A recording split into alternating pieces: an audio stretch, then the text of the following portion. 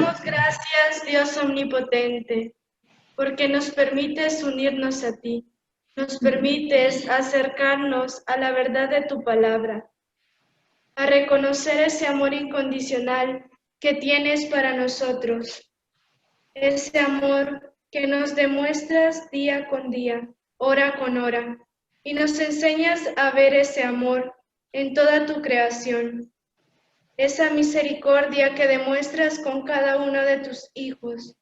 Aunque nosotros no nos demos cuenta, tú estás en cada momento de nuestra vida para apoyarnos, para guiarnos y llevarnos al camino del bien, a la casa de ese Padre amoroso que nos está esperando con los brazos abiertos para recibirnos y poder sentirnos amados por Él. Te agradezco, Señor, por tomar como instrumento a Fray Mauro. Actúa en él e ilumina su caminar para seguir junto a ti. Te pido podamos nosotros aprovechar al máximo estas enseñanzas que nos permites recibir para nuestro entendimiento y podamos vivirlo como sea tu voluntad. Gloria al Padre, y al Hijo, y al Espíritu Santo. Amén.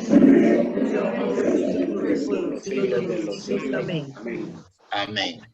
Quedamos reunidos en el nombre del Padre, del Hijo y del Espíritu Santo. Amén. Gracias, Santa Postulante. Muy linda. Vamos a empezar. Es la última lección y por lo tanto es la teología de Fray Juan Duns Scoto que yo expliqué en la homilía. Naturalmente alguien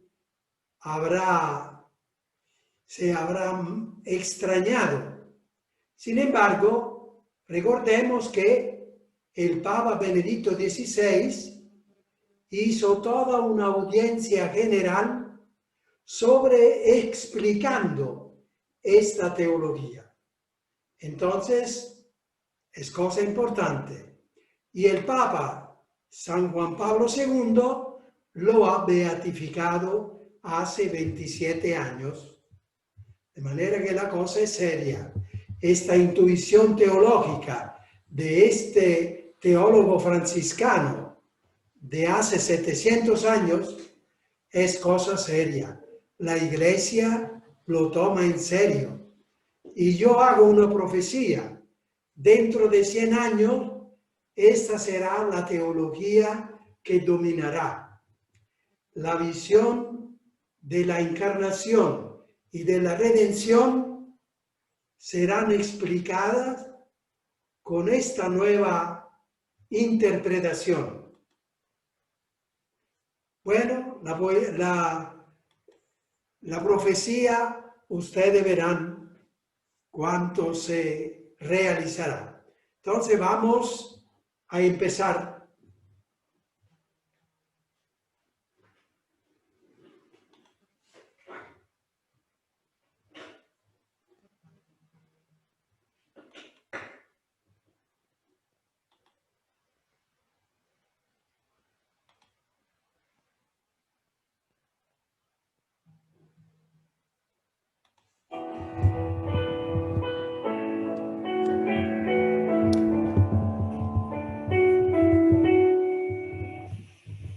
A propósito de confirmas, diría que esta imagen de Monseñor Romero y también de los mártires franciscanos, personas que han hecho parte de mi vida. Oía las noticias continuamente.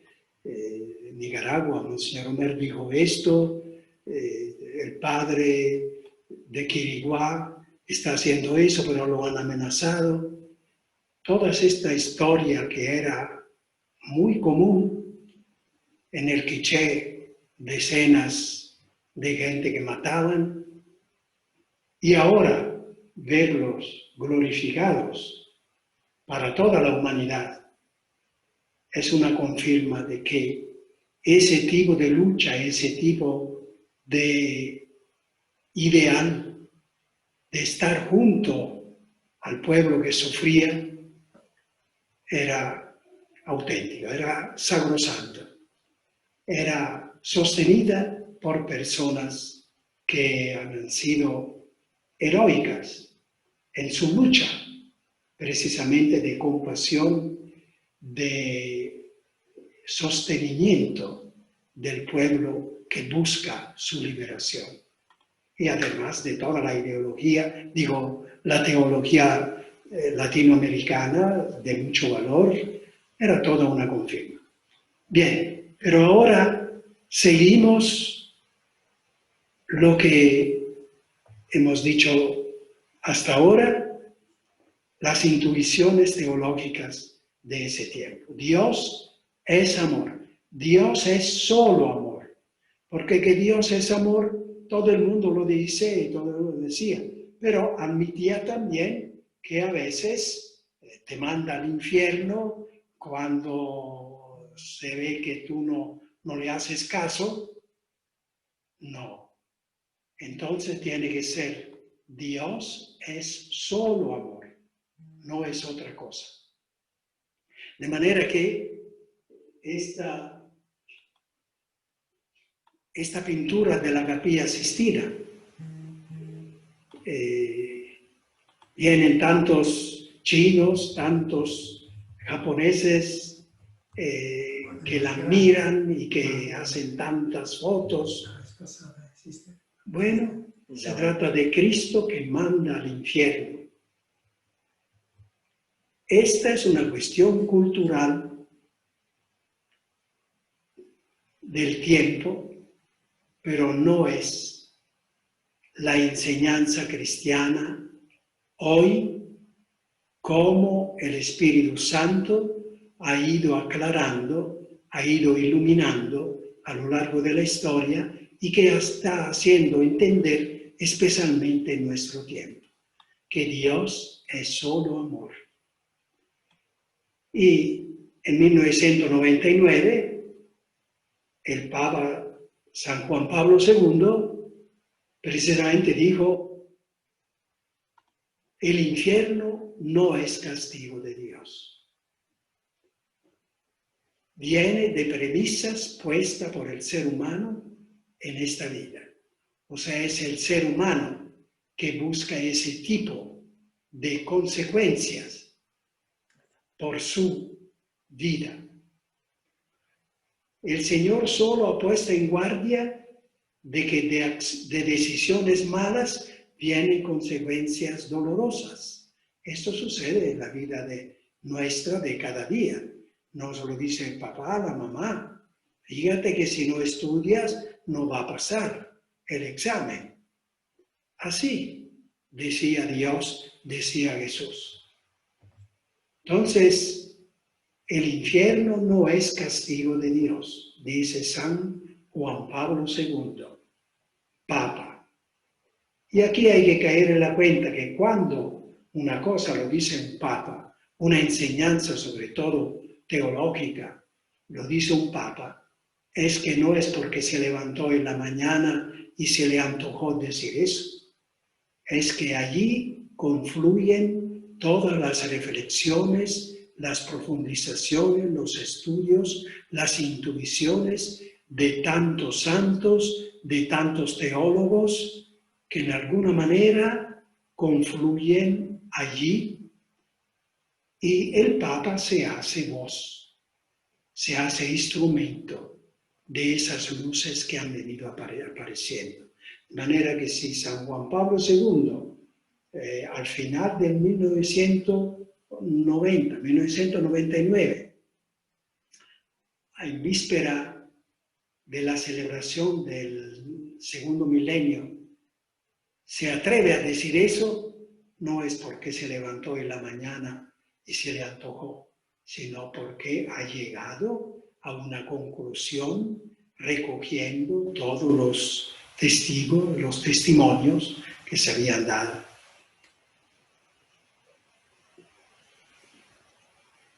De esa primera intuición, Dios es solo amor, viene tantas otras. Todo lo que hace sufrir y morir no viene de Dios. Porque lo que hace sufrir y morir no es amor. Es solo consecuencia de algún uso malo de la libertad humana. Entonces siempre viene del ser humano todo lo que hace sufrir y morir. El sufrimiento y la muerte son enemigos de Dios. Eso sí, hay tantas veces San Pablo, fruto del pecado es el sufrimiento y la muerte. Entonces Dios no va a usar el fruto del pecado, que es enemigo de Dios, el pecado. Es un actuar contrario a la voluntad de Dios. Por lo tanto, lo que es fruto de esta decisión del ser humano no puede ser usado por Dios para sus planes de amor, de salvación. Entonces, de Él no viene nada que haga sufrir y morir. Y fíjense, todo lo que hace sufrir y morir no lo quiere Dios, ni lo permite. Esa palabrita hay que tener cuidado, porque es como un dulce que se pone a la palabra de voluntad de Dios, que quiere que tú sufras. Entonces, por no decir eso, se dice, Dios permite. Tu hijo ha sido atropellado por ese hombre borracho en carro. ¿Qué vamos a hacer? Dios lo permitió. Y uno dice, bueno, Dios lo quiso. Al final se lo permitió, es porque lo quiso. Entonces, una palabrita traicionera. No hay que usarla en estos contextos, porque Dios ni quiere lo que hace sufrir y morir, ni lo permite, solo lo tolera. Esa es la palabra que hay que usar. Tolera, ¿por qué? Porque la libertad humana la respeta. Y ocurren estas cosas. Uno se emborracha por el uso malo de su libertad, se va contra el muro o se atropella a otra persona. Eso es fruto del mal uso de la libertad de un ser humano, nunca de Dios. Dios llora contigo en la cabecera de la cama del hospital donde te han llevado porque te has ido contra el muro, pero la causa fuiste tú, el uso de tu mala libertad. Dios llora contigo por las consecuencias que tú estás afrontando por el mal uso de tu mala libertad, de tu libertad.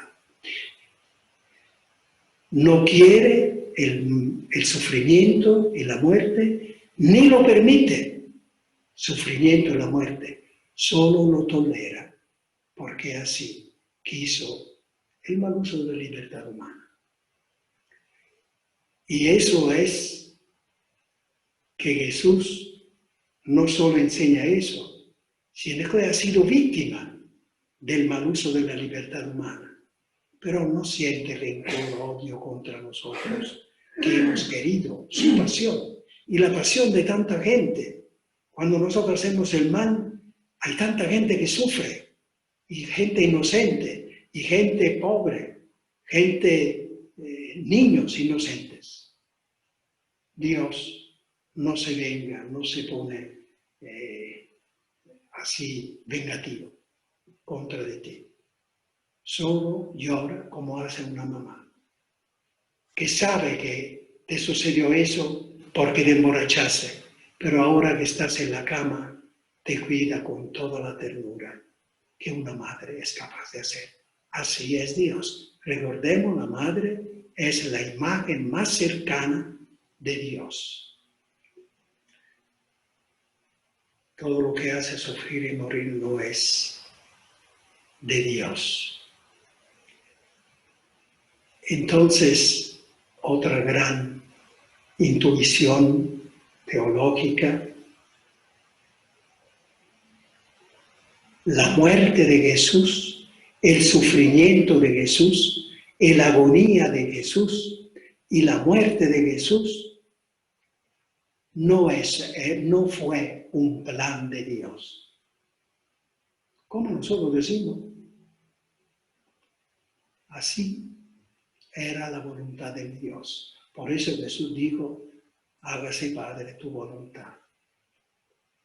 Es que hay que profundizar ciertas frases de la Biblia, y en eso estamos en camino. De ahí viene el problema nuestro, que interpretamos la Biblia, el Evangelio, al pie de la letra. Nos saltamos 2000 años de cultura, de historia, de contexto de otras cosas, y no entendemos claramente lo que significa. Entonces, la voluntad de Dios. Dios, ¿qué quiere de nosotros, de todo ser humano? Quiere que le hagamos caso, porque su voluntad es siempre una voluntad de amor. De manera que, ¿cuál era la voluntad de Dios también en esa circunstancia de la pasión de Jesús? Que lo agarraron y lo juzgaron y lo mataron como hacían con miles de personas que consideraban enemigos del Imperio Romano, o los sacerdotes que consideraban enemigos de ellos, del templo, de su manera de interpretar las cosas. ¿Cuál era la voluntad del Padre? La voluntad del Padre es que uno ame y que sea fiel en el amor. Esta es la voluntad del Padre. No hay otra voluntad. Él es amor y por lo tanto lo que quiere es que amemos y que seamos fieles al amor. Esa fue la voluntad del Padre. También en esa circunstancia dramática del Hijo de Jesús. Entonces, cuando Jesús se encontró delante del sufrimiento terrible y de la muerte, quería irse. O sea, no lo quería ese sufrimiento, ni la muerte.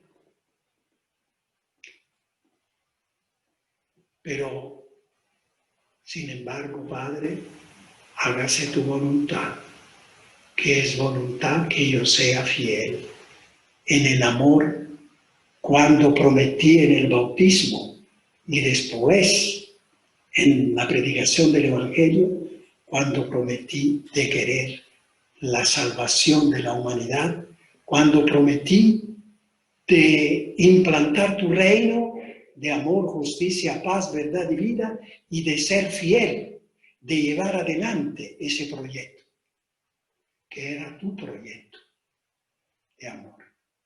Yo prometí eso, y que esta era tu voluntad, y yo quiero hacer tu voluntad.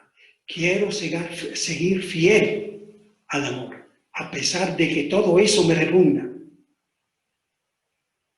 Eso significa la voluntad del Padre. Por lo tanto, no hay que interpretarla diciendo la voluntad del Padre era que Jesús muriera. Entonces Jesús hace esa voluntad. No, hay que darle vuelta según otros elementos que hay que sacar. Entonces la salvación, al final diremos en qué consiste la salvación. La salvación de Jesús fue consecuencia de esa fidelidad en el amor. Nos ha salvado con su amor, haciendo la voluntad amorosa del Padre.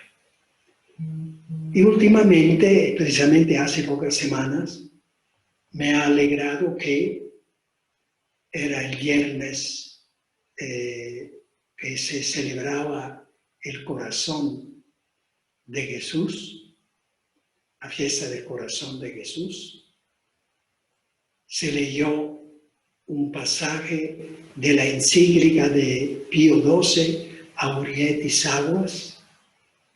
Me agradó y para mí fue una confirma de lo que había intuido en este contexto.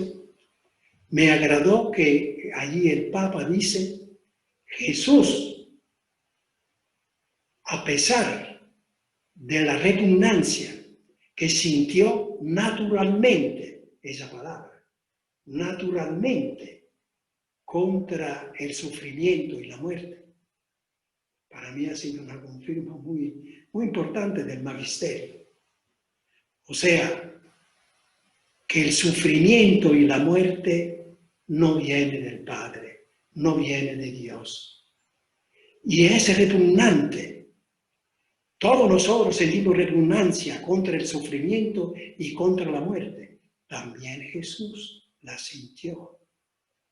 Humano como nosotros, menos en la maldad, menos en el pecado. Entonces Jesús también sintió repugnancia contra eso. Sin embargo, quiso ser fiel a la voluntad de amor del Padre, que quiere el reino en este mundo, y no un reino de injusticia, de odio, de guerra, de muerte, sino un reino de amor, justicia, paz, verdad y vida, que Jesús había implantado y había prometido de llevarlo adelante con fidelidad hasta la muerte. Esa era la voluntad del Padre, la fidelidad de Jesús. Y Jesús quiso hacer esta voluntad. Pero eso casi hace un revuelo o un revoltijo de todo el dogma de la redención.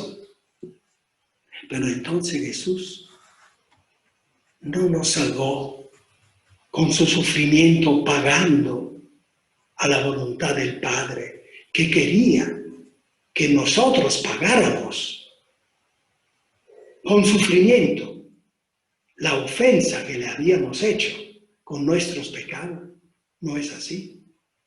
Bueno, ahí la intuición mía que eso me hacía sentir una repugnancia enorme.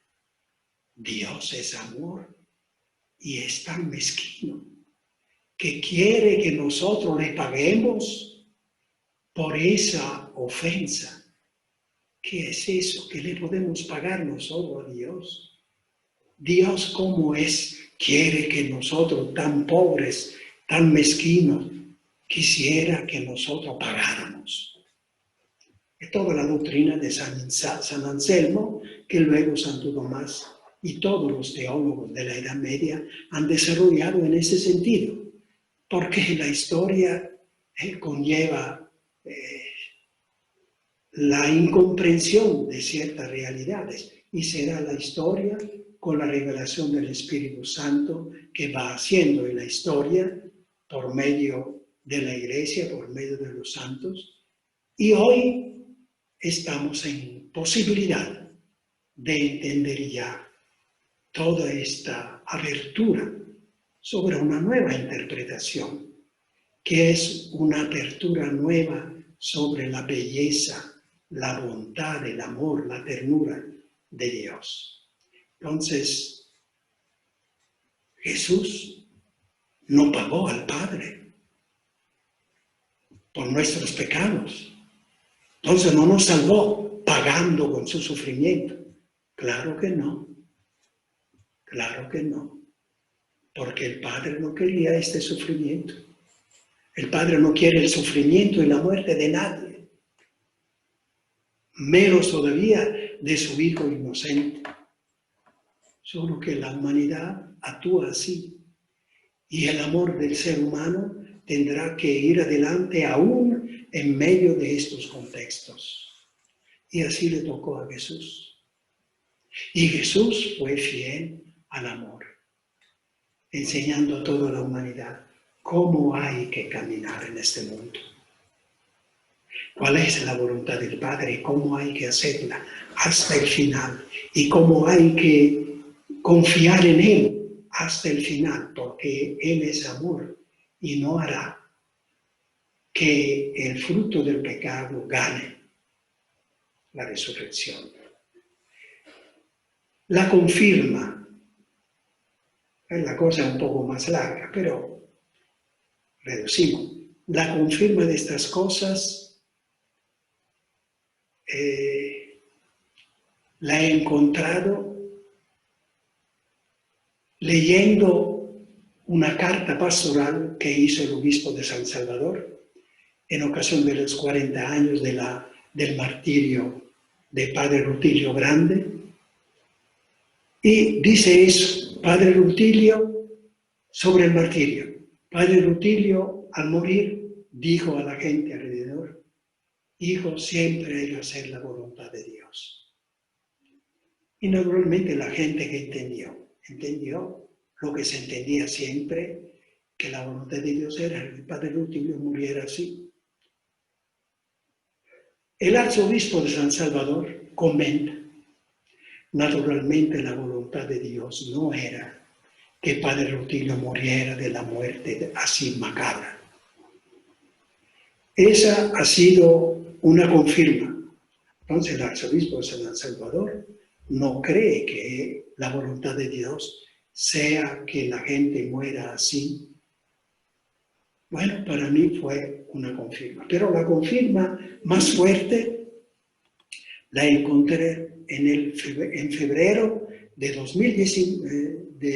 2019 en un periódico que es el periódico de la Conferencia Episcopal Italiana. O sea, lo que está escrito ahí es una cosa importante, no se puede escribir cualquier cosa, sobre todo sobre la cuestión de la fe. Bien, se puede ir a ver en ese periódico que se llama Avvenire, que significa el futuro. Allí, un teólogo que escribe, un columnista de este periódico, escribió lo siguiente. Digo así los conceptos porque no puedo leer lo que escribió, demasiado largo. Él dice a propósito de la redención de Jesús, precisamente partiendo de la idea que no era voluntad de Dios que Jesús muriera así. Era voluntad de los sumos sacerdotes y del Imperio Romano. Esta era la voluntad. Como sucede en todas las cosas, buenas y malas. Voluntad del ser humano. Dios ha dicho cómo el ser humano tiene que vivir en este mundo. Es tratar de hacer la voluntad de Dios, que es solo voluntad de amor. De manera que Jesús no nos salvó. Estas son palabras del columnista. Jesús no nos salvó con su sufrimiento, sino nos salvó en el sufrimiento. Dios no nos salvó con su muerte, pagando al Padre, etc., sino nos salvó en la muerte. Son cosas diferentes. La gente quiso darle, los soldados romanos, la muerte y el sufrimiento. Él nos salvó con la actitud que tenía dentro de su corazón y en su voluntad, en el sufrimiento y en la muerte. Y sabemos cuáles fueron esas actitudes. Fidelidad al amor. Amor y fidelidad al amor, concluyendo en la confianza total en Dios amor. En tus manos, Padre, encomiendo mi espíritu. Enseñándonos este camino es como Jesús nos salvó. Y concluyendo, ¿verdad? Concluyendo en este sufrimiento, el sufrimiento no es bueno. El sufrimiento es negativo. También para Jesús fue negativo. Por eso sintió una repugnancia natural contra el sufrimiento. Y la muerte no es positiva. Si no hubiese habido el pecado, ¿cómo habríamos muerto? ¿Cómo murió la Virgen? Que no se llama muerte, sino dormición. El sufrimiento, Jesús no nos salvó con el sufrimiento, sino en el sufrimiento, con sus actitudes amorosas y fieles al amor. La religión cristiana no es la religión del sufrimiento, es la religión del amor, que acompaña la lucha de la humanidad, de la ciencia, contra el sufrimiento, porque es la religión que enseña que el mundo terminará precisamente con la victoria de la vida sobre el sufrimiento y la muerte. Bien, yo espero que se haya entendido el conjunto de todo esto, ¿verdad? Y se sacará el fruto que cada uno de ustedes querrá sacar. Chao.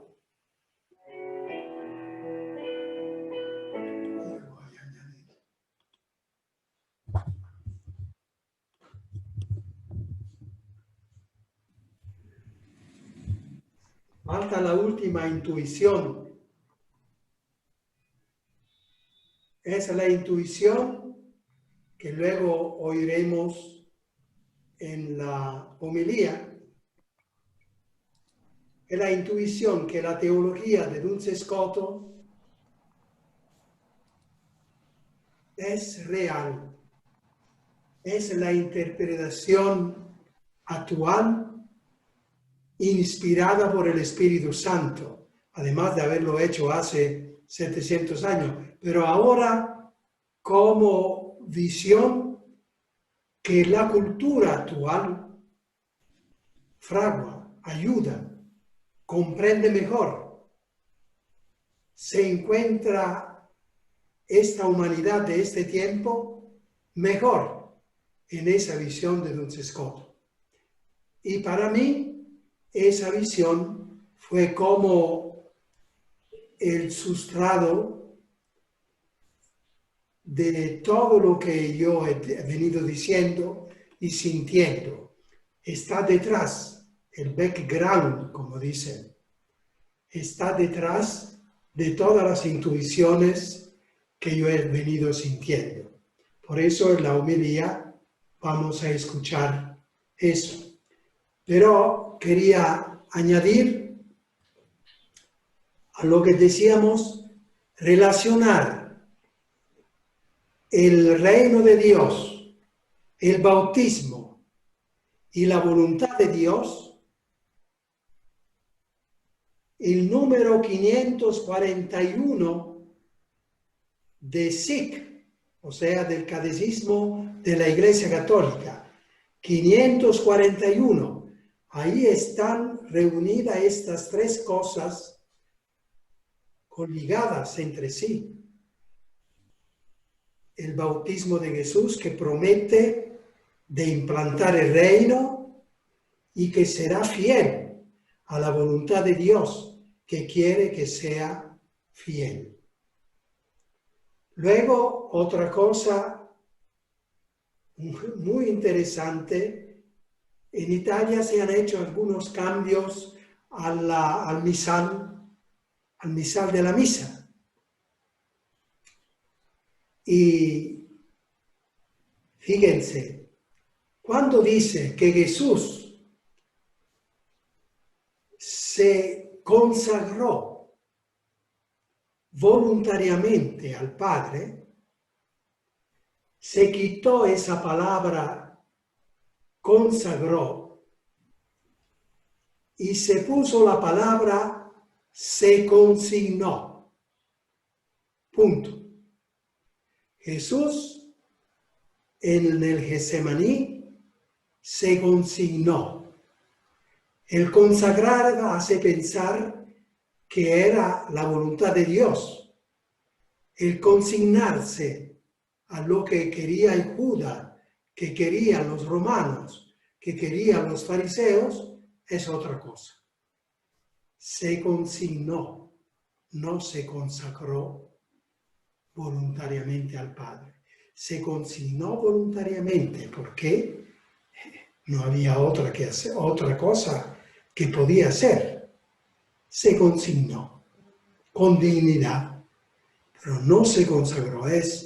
Para mí, detrás hay un cambio teológico muy interesante que va en el sentido que nosotros hemos dicho.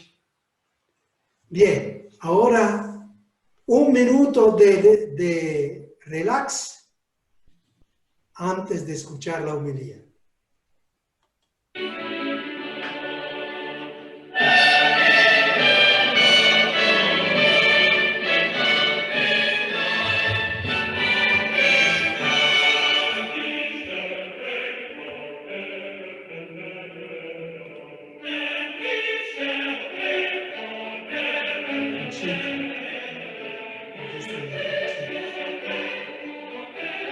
La primera que apareció.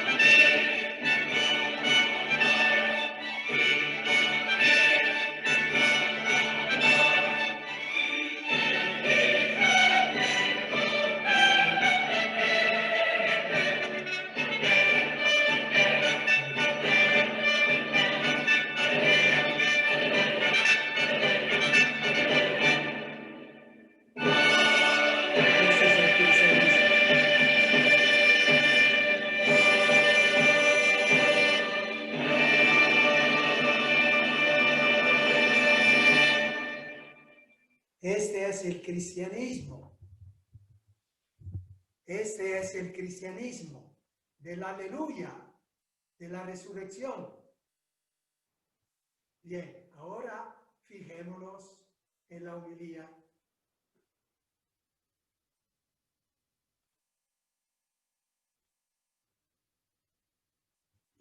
Proclamación del Santo Evangelio según San Lucas.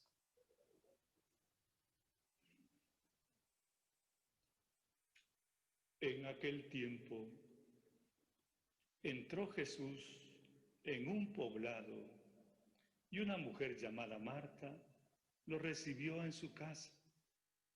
Ella tenía una hermana llamada María, la cual se sentó a los pies de Jesús y se puso a escuchar. No se escucha. Marta, entre tanto, se afanaba en diversos quehaceres, hasta que acercándose a Jesús, le dijo: Señor, ¿no te has dado cuenta de que mi hermana me ha dejado todo con todo el quehacer? Dile que me ayude. No se escucha. El Señor No se escucha.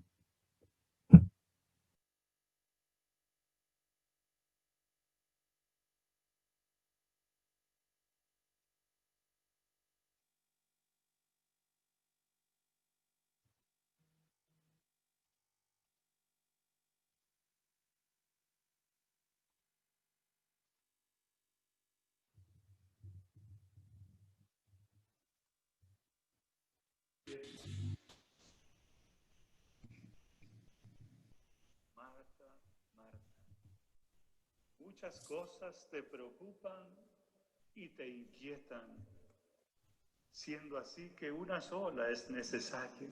¿Escucha? María escogió la mejor parte y nadie se Ahora la sí. quitará. Bien. Ya se Palabra del Señor. Gloria a ti, Señor Jesús. Ahora sí se escucha bien. Muy bien, ahora sale donde... Ah, ahí está.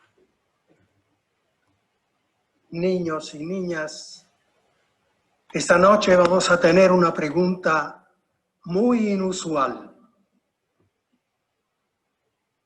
La pregunta dice así: si el ser humano no hubiese pecado, ¿habría venido Cristo? Eso. Denle vuelta a esta pregunta, porque eso da mucho que discutir. ¿Por qué esta pregunta? Porque en realidad, sea en la primera lectura como en el Evangelio, tenemos tres personas que tienen a Cristo en medio de ella, en medio de su corazón. La primera lectura, San Pablo. Cuántas cosas ha hecho San Pablo, cuántos viajes, cuántos sufrimientos, cuántas luchas, naufragios, golpes. Bien, pero él decía, para mí la vida es Cristo. Él está en medio, en el centro de mi vida. Incluso una vez dijo que él deseaba morir para estar con Cristo, un enamorado de Cristo.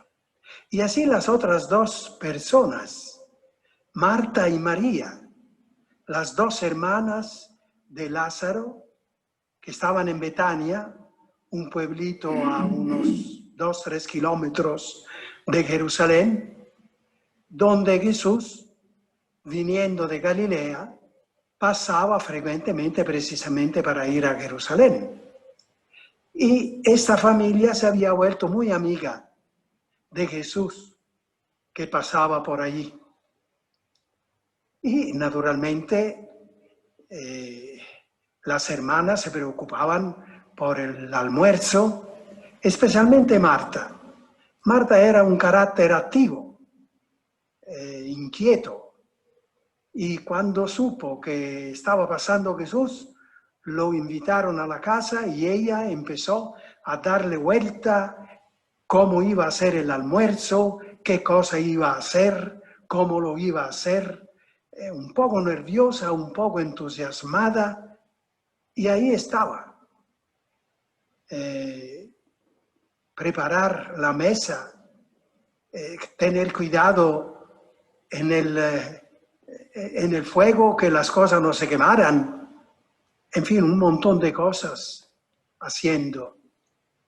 Y la otra hermana, María, otro carácter completamente distinto, estaba fascinada con lo que decía Jesús y cómo lo decía.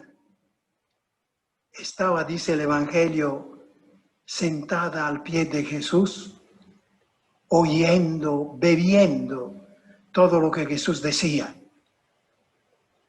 ¿Y cómo lo decía? A un momento dado, Marta ya se pone brava y dice a Jesús, pero dile a mi hermana que se ponga la pila, aquí hay que hacer muchas cosas. Pero Jesús no supo qué hacer. Y dijo, Marta, tú en realidad te estás preocupando por demasiadas cosas. Hoy quieres hacer un almuerzo con tantas cosas, mientras que no es necesario tanto. Prepara una cosa sencilla, pero te has metido en eso.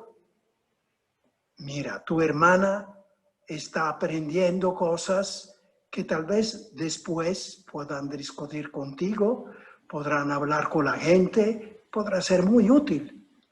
Entonces, yo no me siento de decirle que deje y para irte a ayudar. Así fueron las cosas. Muy bonita, una escena casera muy simpática, que hace ver cómo Jesús estaba en medio del corazón de estas dos mujeres también, no solo de San Pablo, sino también en medio del corazón de Marta y en medio del corazón de María. Entonces la pregunta, si el ser humano no hubiese pecado, ¿Cristo habría venido? ¿Por qué? Porque hay una teología, una teoría que dice que Cristo no solo está en medio del corazón de las personas santas como San Pablo y Marta y María, sino Cristo está en medio de todo, en medio de todas las cosas, en medio de todos los árboles, en medio de todos los océanos, en medio de todas las estrellas, en medio del cosmos. Pero ¿cómo hizo? Cristo ha venido hace 2000 años. Esta teología que la Iglesia aprecia, el autor, que es un franciscano que se llama Fray Juan Duns Scoto, Papa Juan Pablo II lo proclamó beato hace 27 años. Es un beato, no es uno cualquiera. Y no es uno que dice las cosas inspirado por Dios. Entonces, ¿él qué dice? Dice que Jesús está en medio de todo y que Él ha sido creado primero. En la mente de Dios fue el primero en ser creado hace 15.000 millones de años. Cuando los científicos dicen que nació el mundo. Cristo ya estaba hace 15.000 millones de años. Dios, para el cual todas las cosas están presentes, es para nosotros que el tiempo exige años, exige siglos. Para Dios no todo es presente. Y el primer ser en estar presente en su proyecto de creación fue Cristo Jesús, la humanidad de Cristo, en la cual el Verbo se encarnó. Entonces, el primer ser en existir en el mundo fue Cristo, el Verbo encarnado, la persona humano divina de Cristo, en el cual, dice San Pablo, fíjense, lo hemos oído tantas veces, pero no nos hemos dado cuenta.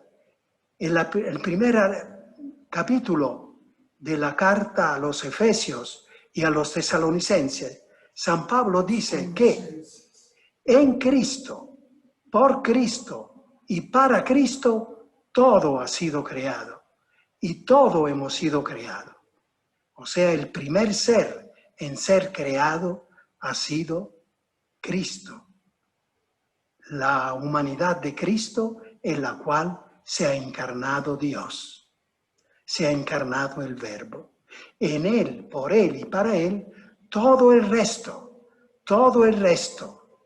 Entonces, de verdad, Cristo está en el corazón del cosmos, de todas las cosas y naturalmente de todas las personas, las cuales hemos sido creados según el modelo de Cristo. El modelo de Cristo. Por eso tenemos que crecer a la estatura de Cristo, porque Él es el modelo. Él hace 2000 años simplemente se hizo visible. Él ya estaba, se hizo visible y naturalmente ha dado toda la riqueza a la humanidad. Se presentó diciendo: yo he venido para dar la vida, para que todos tengan vida y la tengan en abundancia. Este es el motivo para el cual Cristo ha venido y Cristo se ha hecho ver hace 2000 años. Entonces, niños, niñas, si les preguntan, si el ser humano no hubiese pecado, ¿Cristo habría venido lo mismo? Ahora ustedes ya saben contestar. Claro que habría venido lo mismo, porque Él no ha venido por el pecado. Él no ha venido para salvarnos del pecado. Él ha venido para hacerse visible como Rey de toda la creación, como modelo de todo ser humano. ¿Y el pecado? El pecado, claro, es un accidente, es una enfermedad de la cual Cristo nos ha curado, porque ha venido a traer la vida en plenitud y primero cura la enfermedad y para llenarnos de vida. Y terminamos con lo que dice el autor, Fray Juan Dunsescoto, Beato Fray Juan Dunsescoto, un franciscano de hace muchos años. Él dice un pequeño cuento, una pequeña parábola. Imagínense ustedes que un médico quiere ir a visitar una familia amiga y llevarle regalos. Es domingo, quiere pasar un domingo con la familia amiga. Fiesta. Va a la casa de la familia amiga y le dicen que el pequeño se ha enfermado. Entonces, ¿qué hace este médico amigo? Lo primero que hace es curar al pequeño enfermo, es lógico. Y luego sigue la fiesta. Porque él no ha venido por el niño enfermo, él no lo sabía. Él ha venido para la fiesta con esta familia. Entonces, la comparación es evidente. Cristo ha venido y nos ha primero sanado del pecado. Pero lo importante es la fiesta con Él. Porque Él ha venido para la fiesta con nosotros. Y para eso, naturalmente, nos ha quitado la fuente del dolor, la fuente de la muerte, que es el pecado. Fíjense que 3 de los últimos papas, Pablo VI, San Juan Pablo II y Benedicto XVI, han hablado de esto del cual le estoy hablando yo. Uno dice, pero ¿cómo? No, nosotros nunca habíamos hablado de eso. Bien, estos 3 papas han escrito y Benedicto XVI ha hecho una prédica a 10.000 personas que venían de todo el mundo, explicando esta teología, como he hecho yo en breve. Y al final concluye diciendo, esta teología, ciertamente para muchos muy nueva, no la teología común que conocemos, porque niños y niñas, cuando ustedes han hecho en la catequesis, le decía, ¿por qué ha venido Cristo? Y la respuesta era, para salvarnos del pecado. Pero dice Papa Benedicto XVI, esta teología nueva nos lleva a la contemplación, a la admiración, al estupor. Nos lleva, dice Pablo VI también con él, nos lleva a prostrarnos delante de Cristo y decir, tú eres el centro. Yo viviría por ti toda la vida, todos los años que tenga, yo voy a vivir por ti, como hicieron los tres personajes de la primera lectura y del Evangelio. Bien.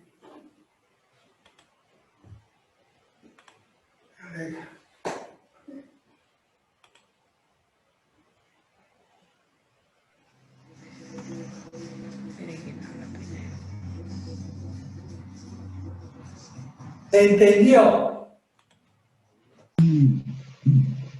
Sí, Fray. Sí, Fray. Sí, Fray.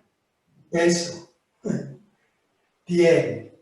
Entonces, ahora, bueno, con esto concluye lo que es propio de la clase, ¿verdad? Pero nosotros seguiremos y estamos hablando ahorita hasta el 30 de octubre, pero probablemente retomaremos para otros encuentros la segunda semana de noviembre, porque la primera semana de noviembre aquí tenemos la visita canónica de nuestro visitador general.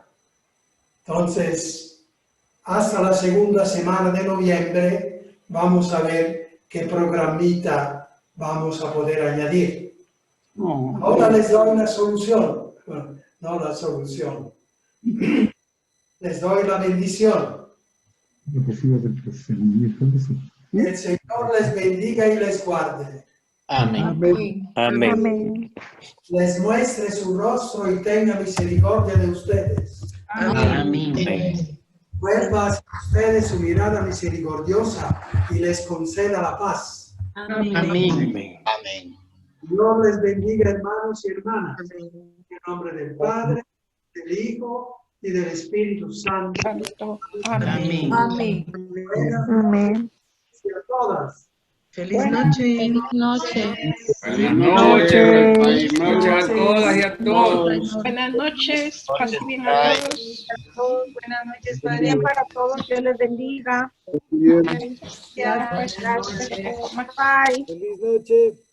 Buenas noches. Mauricio.